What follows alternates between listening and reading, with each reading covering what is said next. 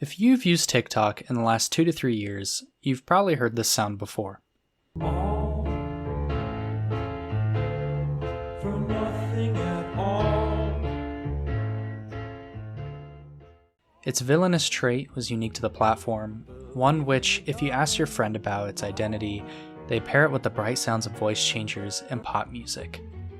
When I heard the sound for the first time, it caught my attention immediately from the endless scrolling of my For You page. The piano riff descending in the background as the lyrics bled into my head gave me an emotion I had never experienced on the platform before. I could care less what random TikTok person was on my screen at that time. I was fixated on that eerily calming sound in the background. The piano descending into an abyss I had never quite felt before, the keys moving around my mind like ocean waves. But what I didn't know then was the dark and twisted story that follows this song. And when I discovered the song's entire length, I discovered the mysterious album it belonged to. The lyrics told me of a man losing his mind, changing across entire languages on a whim. The melodies would reverse and spiral out of control, distorting and then pulling back together. Something more was at play here.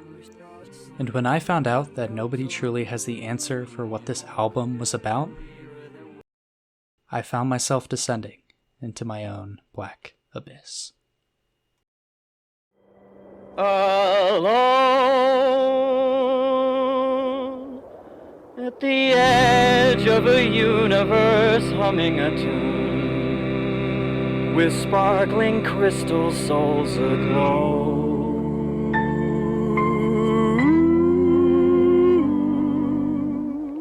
You'll live forever tonight.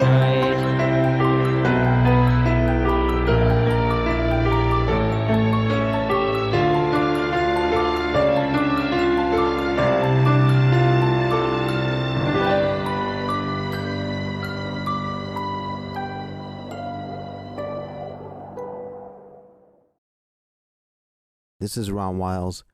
I'm in Atlanta, Georgia, and it's 12/12/12. Earlier, I went through the period of 12/12/12 p.m., which is rather unique. A lot of people are thinking it's just an average day, but in my mind, no, there is no way this could be an average day. Here's the deal. The next time we'll ever see a date like that in our lifetime, basically, we're not going to be able to be alive to see it. On December 12th, 2012, at 12:12 a.m., the group Miracle Musical would debut their only known album, Hawaii Part 2. Shrouded in mystery, the album would release to a small crowd before gaining a slow cult following over the years. With each passing year, only more questions would be raised than answers. The cryptic language in the album's lyrics brought people together to try and decipher the story behind a hidden wall of multi-language distortion.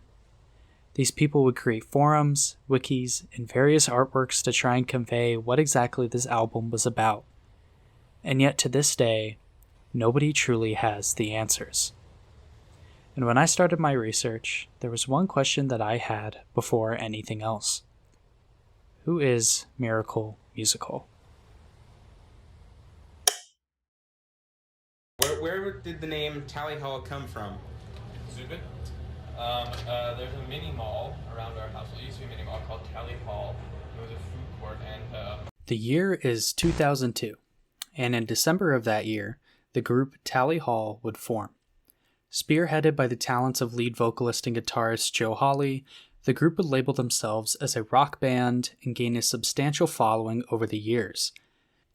In 2005, they would release the album Marvin's Marvelous Mechanical Museum, which would be received well by the public. They would appear on MTV, The Late Show with Craig Ferguson, and even end up signing with Atlantic Records, one of the most important American labels in music. After the band toured in 2011, for what some are saying is the last time, but I think that's unlikely. I think the band will in this lifetime tour again. But in 2011, the band would take a hiatus, dropping off the face of the planet. As I am writing this script in April of 2023, Tally Hall has not returned from said hiatus. So, for those of you unfamiliar with Tally Hall, I'm sure you are wondering right now the importance of me mentioning them in the first place, and their short history. What would a quote-unquote rock band have to do with an album that is set in a musical format that was released a decade later? To answer that, I would like you to listen to this song, released in 2005. We were playing in the sand, and you found a little band. You told me you fell in love with it, hadn't gone as I planned. When you had to bid adieu, said you'd never love anew. I wondered if I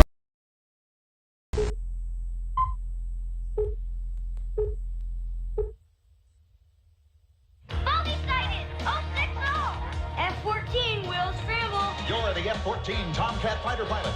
Your voice commands your crew through the electronic headset microphone. Vector coordinates over. You control jet action with cockpit-mounted remote controls. Joe Hawley was born on September 23, 1982. In his childhood, Joe would become a child actor, starring in a few commercials and even an episode of Unsolved Mysteries. Later on, he would attend the University of Michigan, and during this time, he would meet the following band members: Rob Cantor, who would further lead him to meeting Zubin Zedke and Stephen Gallagher, who was replaced by Ross Fetterman in 2004. This would be the group that would form Tally Hall. In March of 2010, 1 year before the eventual hiatus of the group, lead singer Joe Hawley would not be present for the band's tour of Jukebox the Ghost and Skybox. The crowd was told that Joe has backed out of the tour due to unforeseen circumstances. It would take over a year later for fans to find out that Joe was in normal health, as he would release a vague statement saying, "My personal life and my professional life intersected in a way that may be considered unsavory." Joe nor any other band members would ever explain more of the issue.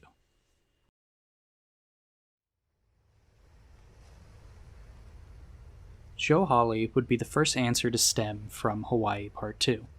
Fans of the group Tally Hall found similarities between the voices of the two lead vocalists and soon deciphered that it was in fact Joe. From this, fans would find out that the group Miracle Musical wasn't so mysterious after all, featuring the same band members from Tally Hall throughout its songs. The first question was answered of who Miracle Musical was. So what's next?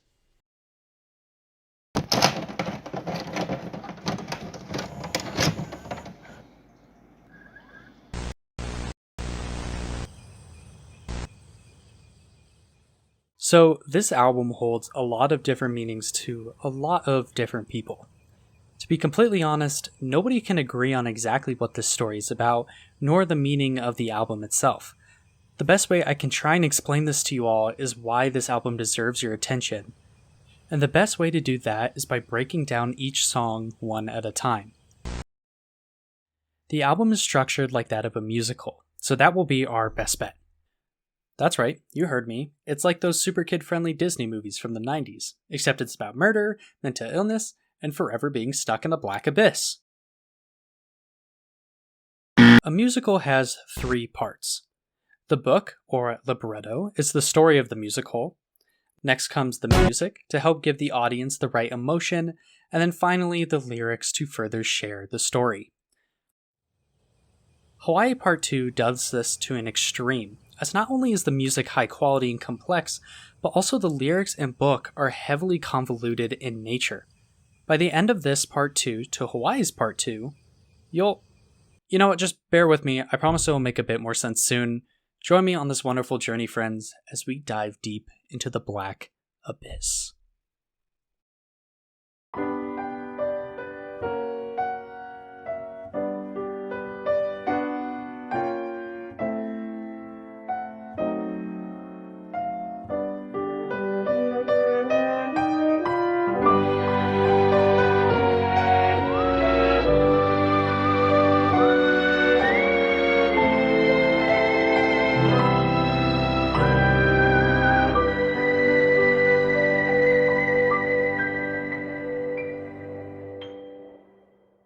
When I say that every lyric matters in this album, I mean it. So pay attention, it's gonna get pretty hectic here. Introduction to Snow is our first impression of this wonderful and mysterious musical. As our main character says in song, we are alone at the edge of the universe humming a tune, with sparkling crystal souls aglow. A part of us is in the key of what we know to be, every part, however, without me. And we know that two can only make it light, but we will be forever tonight. And with that final verse, the music tells us that we are spiraling down into the abyss, the edge of the universe. Pretty cryptic, right? What an interesting image painted for us. It reads like poetry without the music. So, we know that we are most likely in the afterlife, symbolized by the edge of the universe, the souls of others shimmering in the sky like stars. We don't know who is speaking to us, nor why they are here, but what we do know is that they need a number 2 by their side. As the character says, only 2 can make it light. So, how did we get here?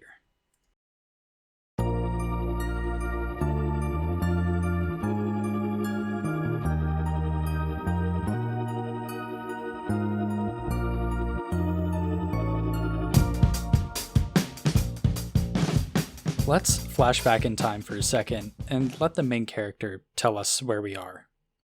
You were an island to thyself.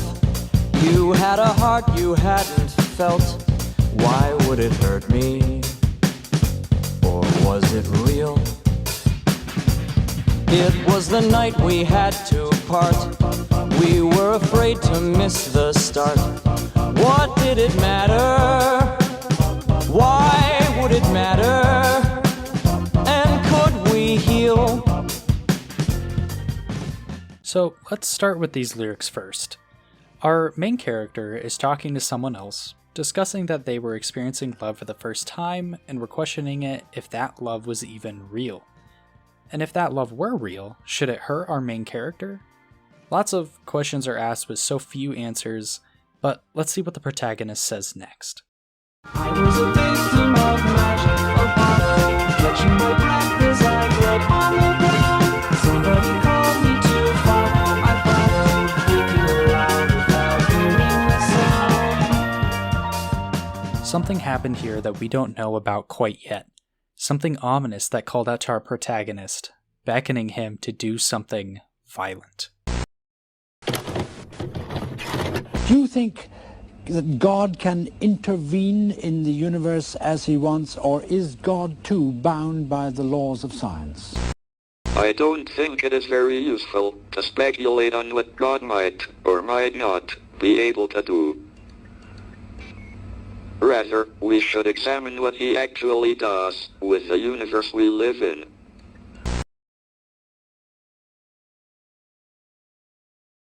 Then all the planets fell to dust, lonely departing after us, gone not forgotten, long but forgotten. Oh Lord, in every... Whoa, wait.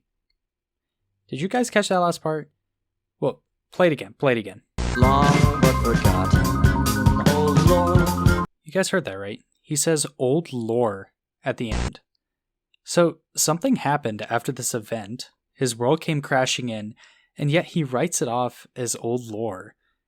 Like I said earlier, every lyric matters, and I don't think it's that much of a stretch to assume our character doesn't care so much about whatever just happened. It's just old lore in his story. Alright, let's move on. I promise not all the songs will be like this, but I just gotta show you guys how crazy this is. In every element of life, love camouflaging under strife, or other matters, minds over matters, let there be more. Maybe you'll exit to mark the sorrow, sweeping off is your ivory eyes, sudden invincible flowing over, clearer than all the light purified eyes. Finally, something that aids us in why the album has Hawaii in the title, thank God. This won't be the first time that a metaphor having to do with the islands and their ocean will be used. Our character also says love camouflages under strife, meaning that love and disagreement go hand in hand. Now, I just have a couple questions for you. So, just answer honestly for me, please. Why did fire erupt in lands arrive? Why did murderous animals survive? Why did we deserve to be revived? Why was any and everything alive?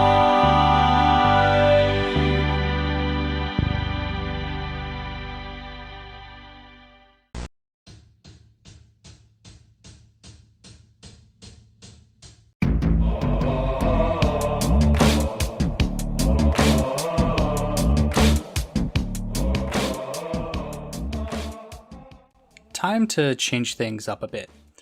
In this song, you will find a lot of things. First off, quite a different vibe from before, with a laid-back drum beat and Hawaiian vocals in the background. Second off, this song is extremely difficult to find any story breakdown whatsoever, mostly because it's in another language. So, why don't we translate? The background Hawaiian vocals are referencing colors of the rainbow. Red, orange, yellow, green, and so many others are mentioned as a female vocalist in English says, "Do we remember connected rainbows?" From my understanding, my theory is that this is the first instance that we get to meet our protagonist's love interest. As the lyrics will later say, I see the praised rays, you see me smile. See, I told you it was like those Disney movies, basically. But before we move on, though, from this interesting song, there's one line that sticks out from the rest in this song, and it's extremely important that we don't miss it.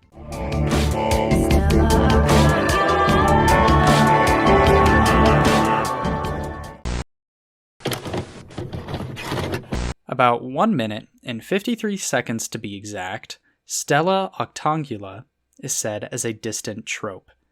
The Stella Octangula is a geometrical shape that looks complex in nature and can be seen as many other shapes as well to the naked eye. It was first named by famous astronomer Johannes Kepler and has appeared in artwork around the world. According to Captain William M. Morgan, he states, "One who understands this symbol may unlock the mysteries of the universe."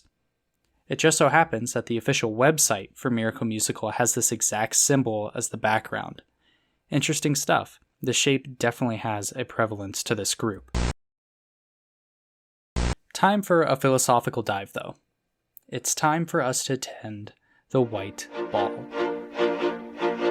Drift alive in some effortless place, bound by delicate tread, saving no face. As the violins soothe in the background, our characters sing a duet together.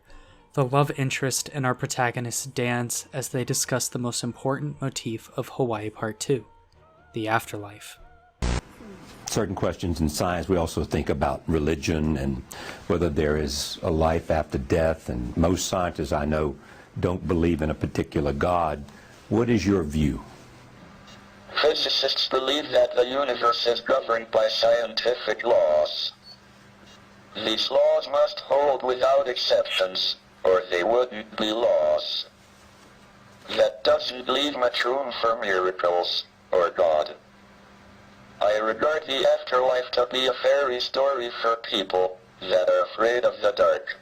As the two sing together, marble gods dance circles in space round the already dead. This song isn't necessarily discussing the fear and darkness of the afterlife, but the beauty in which it can hold. As the lyrics point us to look into the night sky at the black abyss above, the white ball is most likely signifying the moon in which our characters are dancing towards, taking passionate steps up the staircase to heaven. This is most directly linked to the album cover itself, the two palm trees overlapping the staircase into the night sky. Since this is all a bit confusing, let me discuss what we know so far. First off, Introduction to Snow told us about how we were alone at the edge of the universe, reminiscing about the life we lived. Then we dived back in time with Isle Unto Thyself, discussing the love interest as a voice called out to us, asking ominous questions of survival at the end of the song. Black Rainbows then showed us a happy scene on the beach where our protagonist and love interest are falling in love under the beautiful rainbows in the sky. And finally, White Ball showed us them living happily ever after and dancing off into the great unknown, to the white ball in the sky. What a beautiful story. I love the ending of it. But let's be honest here. Who said our protagonist had to be telling the truth? He was in the forest looking to see the trees, but none were there. He found a girl, she found the Earl King.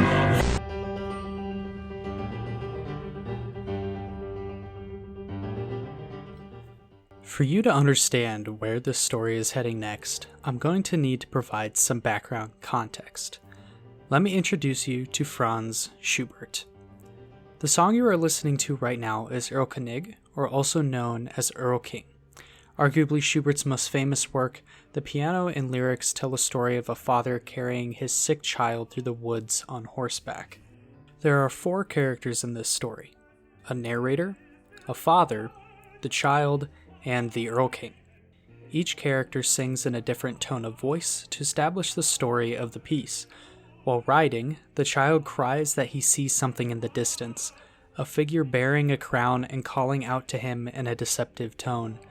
The two begin to ride faster, the piano bass line representing the hooves of the horse galloping. The boy tries to hide his face, his father telling him he's just seeing a stirring of dry leaves. But the Earl King calls out again and again, telling the boy all the wonderful things he will provide for him deep within the forest. And when the father and son finally reach their destination, the father looks in horror at his dead child laying in his arms. Among the community, most believe that this song holds the most clues to finding what this album is about. Up to this point, every song has been extremely poetic in nature and difficult to declassify exactly what Hawley meant when writing his lyrics. There seems to be a split in the song amongst the community, with various different opinions about what this piece is about. However, with the knowledge we know now with Earl King, let's listen again. He was in the forest looking to see the trees, but none were there. He found a girl, she found the Earl King. And there, my friends, is the devil in the details. One line in an entire song that I believe explains exactly where the rest of this musical is going. In this song, there are 4 characters. There's a narrator, a boy, a girl, and a mysterious figure that only says one thing, and that's lover. To begin, our narrator tells us a boy was in the forest looking to see the trees and finds a girl. However, what she would find wasn't the boy we have known so far. Through him, she found death, as he is mentioned as the Earl King. The narrator tells us that they fall into a chasm, a black abyss filled with rot. We then switch to the boy telling us his perspective of the chasm, a place he describes as somewhere nobody would ever hear a tree fall. He describes the Fountain of Infinite Mirror as a place he has sought for a long time, a place that murderers of murderers fear, the place that he would kill this girl he found. We hear a classical piano playing quietly as if it were in another room, and while leaving her to die at twilight, she calls out, All for nothing at all. Now a voice in his head that would never disappear. So yeah, that's what you were hearing on TikTok all the time. Sorry, not sorry. 9.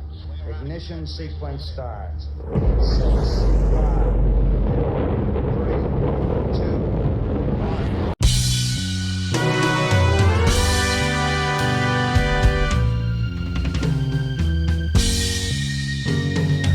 Seven contains the number 3 of the heavens and soul with the number 4 of the earth and body. The Pythagorean. It would be one thing if this album was difficult to analyze in one language. It is a whole different beast though when you have a song that not only uses Japanese, but French in the span of 3 minutes. I don't want to bore you with the direct translation, you can go look that up if you'd like. Instead, I would like to focus on the one word spoken in English in this entire song. As we have seen in the past with the song White Ball, the imagery of heaven comes up quite often in this album. The overall consensus being that it lies somewhere out of reach, far away from our protagonist who can only get there in his dreams. The Japanese title of the song translates to Space Station Level 7. We know that in White Ball, the moon is considered to be the final destination our protagonist hopes for. The heaven in his eyes is the staircase that leads up to the white ball in the sky, where he hopes to dance forever with the love of his life. Space is the common motif between these two pieces. But why level 7? What does that have to do with heaven? And then when I landed outside of one of the biggest gates I'd ever saw in my life as a little boy. I reached out to touch it to see if it was real or just a part of my imagination. But when I touched it, it felt real. It felt like a substance. You had that feeling that it was a real thing, a real place. And I heard these words, "This is one of the gates." And I turned to my right, and there stood... The 7 layers of heaven is a term found in multiple religions, including Mesopotamian, Judaism, Christianity, and even Islam. Many instances of the 7 heavens involve them in some way as outer rings surrounding the earth, or in some cases, the universe. We walked a little ways, and we went to what I would call a praise service. It was probably 500 or 600 people. Now you can tell the difference in heaven between earth people and angels, one, because of their height. All the angels that I saw, and the one that I have with me, stands about 6 to 8 feet tall. Everybody has at least one. Space again is the underlying motif among these 7 heavens, and once again we see the connection of the afterlife and space in this album. This gives us an entirely new meaning to the lyric we heard all the way back in Isle Unto Thyself. I was a victim of magic Apollo, catching my breath as I bled on I was a victim of magic Apollo, catching my breath as I bled on the ground. I don't see it as a mere coincidence how the only god mentioned in this entire album just so happens to be the inspiration for 14 NASA missions. And one last thing before we go.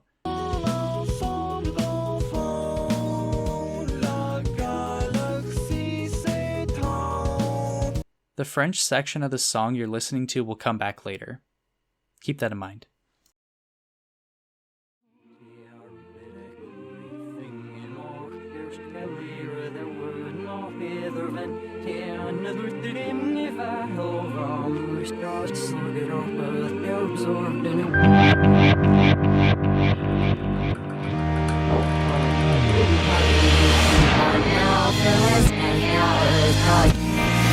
Not only do we have references to songs composed hundreds of years ago, not only do we have references to space and underlying symbolism that is easy to skim over, but on top of all this, Miracle Musical has decided to put arguably the most important song on the album in reverse.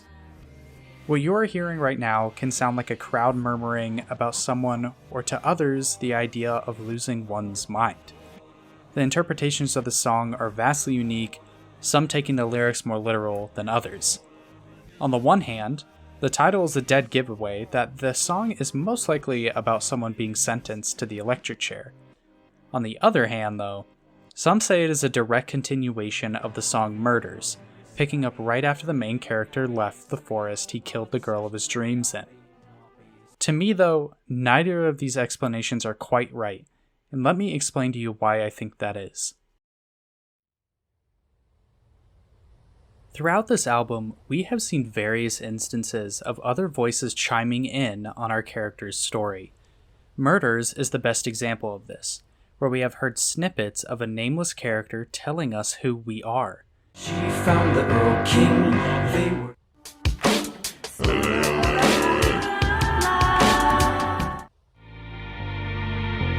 Why did fire erupt in lands arrive?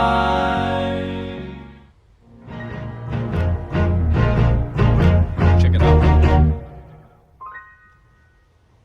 This was an intentional choice by Miracle Musical, and from what I have researched, it has been extremely difficult to find anyone talking about these voices, and for good reason too.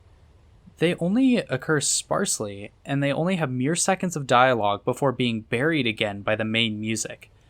But the Mind Electric is what proves why those snippets mattered so much.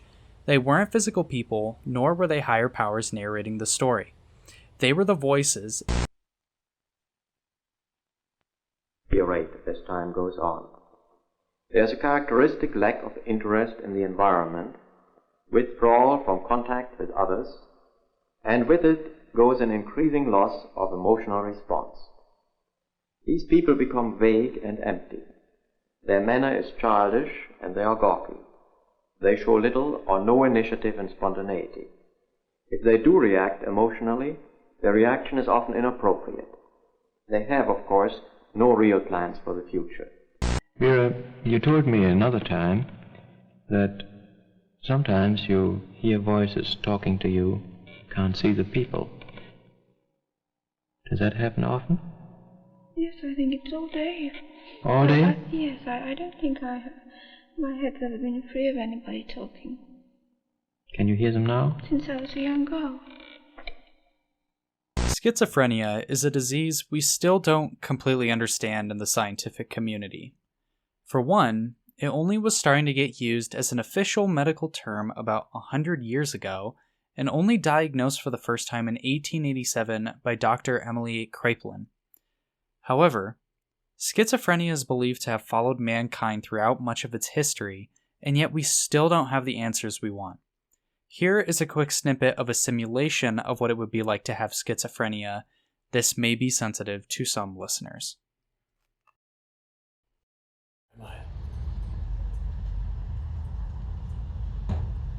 Where are you going? Look out! This is pointless. Even that kid knows you're stupid. Everyone knows you're stupid. Don't go in there. Don't go in there. Nobody cares about you. Why do you even try? Why do you even bother? What are you looking for? Everything's listening to you. You don't deserve happiness. The wine bottles. See, they're laughing. She's looking at you. They're looking at you. Everybody laughs at you. As much as this is difficult to listen and talk about, I am going to make the argument that schizophrenia is in fact the true villain of Hawaii Part 2. Now, I know it would be a stretch to say that, just because there's some small audio samples here and there that sound like voices in one's head, that doesn't automatically mean the main character has schizophrenia. However, let me give you some more knowledge from the Mayo Clinic.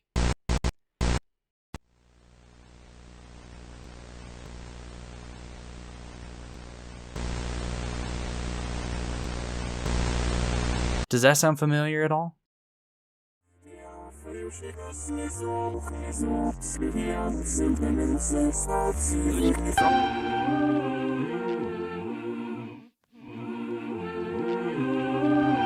Think of these thoughts as limitless light, exposing, closing, circuitry to fight. Think of each moment, holding this breath as death, minute and decimal. Resident minor, how do you plead? We'll need your testimony on the stand. Solemnly swear truth for the whole truth, so help you, son. Now raise your right hand. Father, your honor, may I explain? My brain has claimed its glory over me. I've a good heart, albeit yes. Condemn him to the infirmary.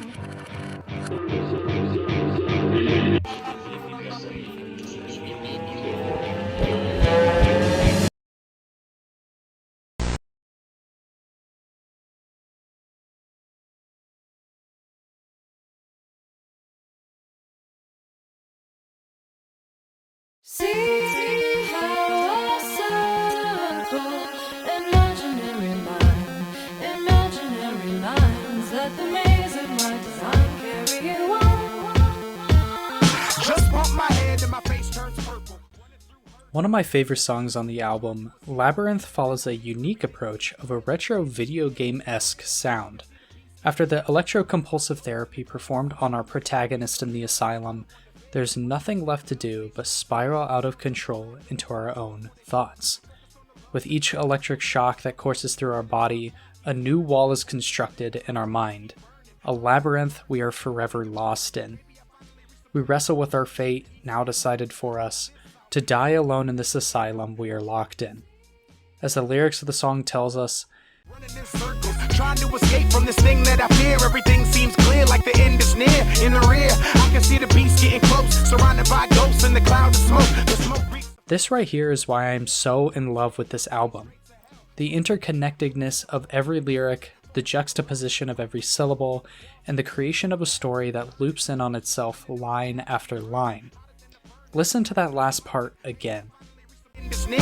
In the rear, I can see the beast getting close, surrounded by ghosts in the cloud of smoke. The smoke What other being is referenced in this musical as being surrounded by ghosts and described as death drawing near? That's right. I believe after all this, we are now the ones being pursued by the Earl King. Damn.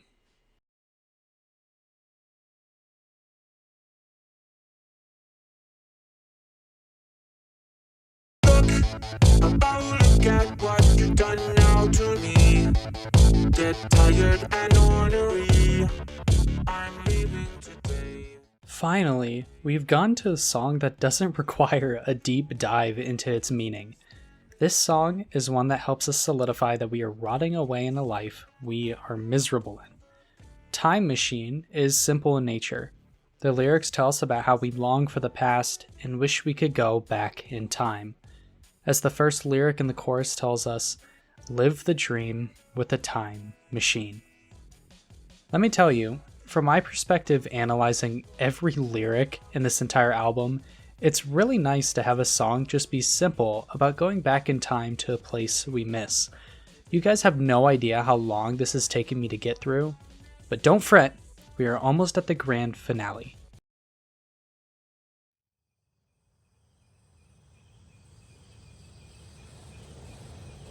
There's a still tension in the swell of dreamt debris afloat amidst the waves and bend. The second to last piece in our musical, we have almost reached the end of our story. In this song, every lyric is a metaphor comparing our emotions to that of the sea. Our thoughts are told as aimless papers blown around, a million moments that lie at the bottom of the deep, dark sea. Our protagonist tells us he is lost in this sea, sailing on to the great unknown. In the storyline of our musical, this is where our protagonist fully realizes what he has done and senses a still peacefulness in the mess he has made. The heart plays distant in the background, almost as if the afterlife is reaching out to us as we sail in the empty abyss. Another one of my favorite pieces on the album, this song connotes the stillness of the sea that I've never quite heard before. It's almost as if we can feel the characters' thoughts starting to subside, the voices trembling off as we sit alone. My favorite part is the last few lines of this beautiful song, as we try to reach out to the beautiful memory of our long-lost love. I'd like to know why you are all alone while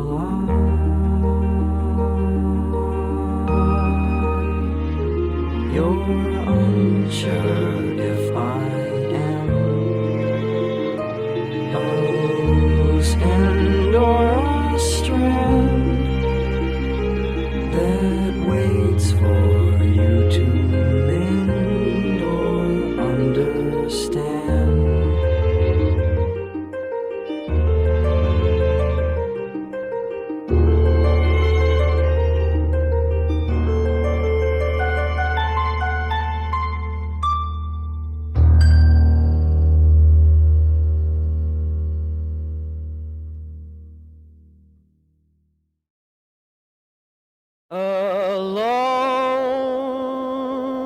at the edge of a universe humming a tune. For merely dreaming we were snow.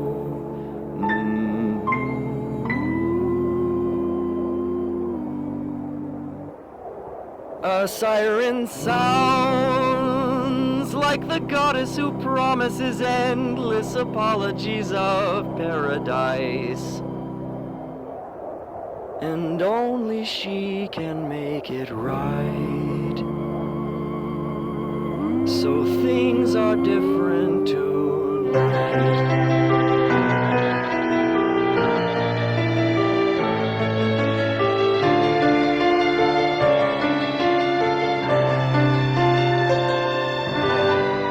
We'll go together in flight. And after all that, we are finally back where it all began.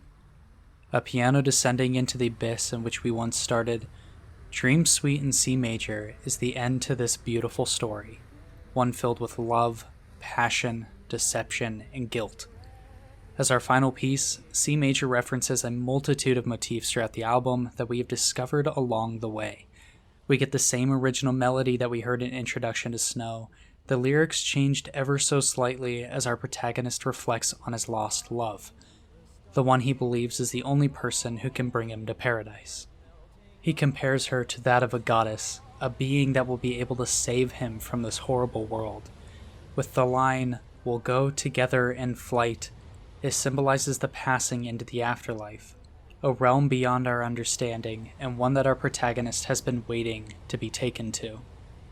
It's no secret either that the song ties together the motifs of the universe and the sea, not only by its name but also by more of its lyrics. Believe me, darling, the stars were made for falling. With this, our character reflects on his journey, and the song takes an interesting turn, switching a verse to French. En ensemble d'enfants, la galaxie s'étend, jardin de l'imagination. Now, remember when I told you all the way back in Space Station Level 7 to remember that French section? It is in fact the same lyrics from earlier. Now translated, they read, "A group of children, the galaxy is expanding, garden of imagination rolling past the moon, bridging the gap as we move." Our characters have now extended beyond the moon, what we originally believed to be the afterlife. We now are extending much further out into the universe.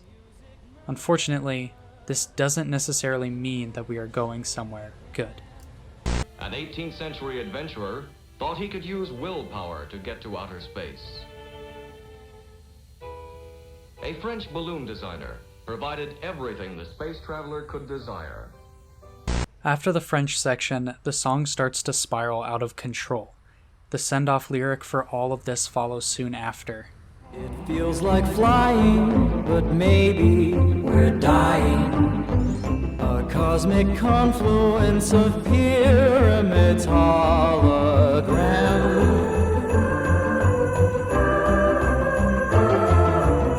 She knows you heard her staging music murder in line before the show began to be where I am. Our perception of our long-lost love taking us into the afterlife is starting to become skewed a bit. She isn't the same person we knew before. She knows what we did. Of discovery. We shall not cease from exploration, and the end of all our exploring will be to arrive where we started and know the place for the first time.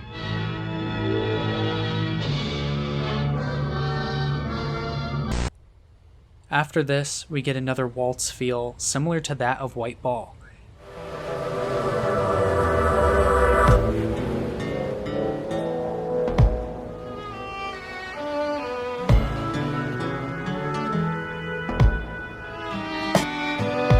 You look quite divine tonight, here among these vines.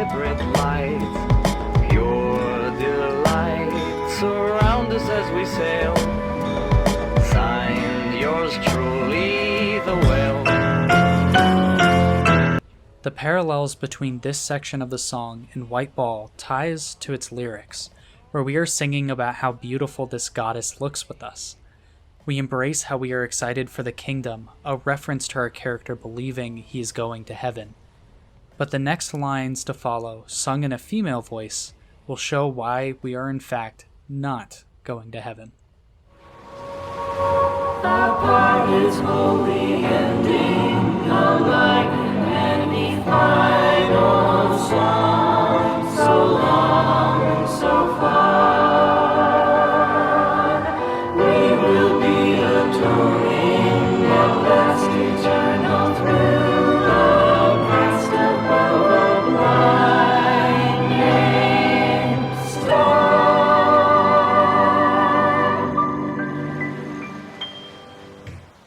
With this verse, we are told we must atone for our sins we have committed in the past, above the blinding star of possibly hell. It is with that our protagonist then says goodbye to us. High, silent, why we never meant to part, sublime thy art. One light higher than the sun, invisible to some until it's time.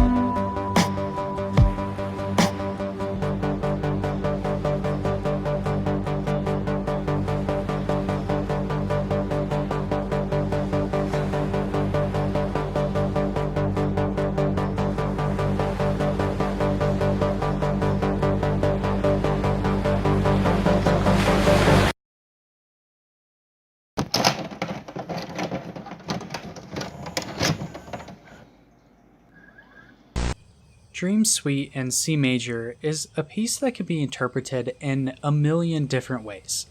It could be seen as a duet between our unnamed protagonist and his love, it could be him sailing off into the sea to die, or it could even simply be about dying, love, and memory. All of these are valid explanations, and not one is completely correct. Which leads me to my next point. Hawaii Part 2, stemming from its existence, is a complete mystery.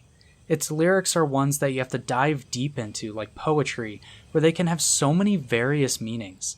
It doesn't help that Joe Hawley hasn't necessarily given out all the details either. In an interview I found earlier, Hawley actually mentioned certain pieces being references to 9/11. I chose to not mention this for two main reasons. First off, that explanation doesn't line up completely with the entirety of the album, and second, he seems hesitant in interviews to discuss the direct meaning. I think personally that what this album is trying to do is have a different meaning to everyone and ties all our experiences together with some common, symbolistic motifs. Which probably makes you wonder, why did I do all this work in the first place? To be honest, it was because I wanted the appreciation of this album to extend beyond 30-second clips on TikTok. When I fell down the rabbit hole, I needed others to appreciate just how much passion was put into this beautiful collection of music. This piece of art shows us humanity, deception, and love in a way that I have never heard before. The countless references to other mediums were ones that would go unnoticed unless thoroughly digested, and I decided to do that. And, if you aren't into that, I hope you can at least appreciate the musical quality that these pieces have.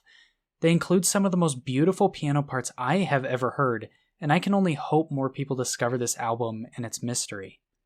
So please, go listen to this album in its entirety, and after that, leave a comment about what you think it's about. Because if there is one thing for certain, one day we all will eventually be alone at the edge of the universe, humming a tune.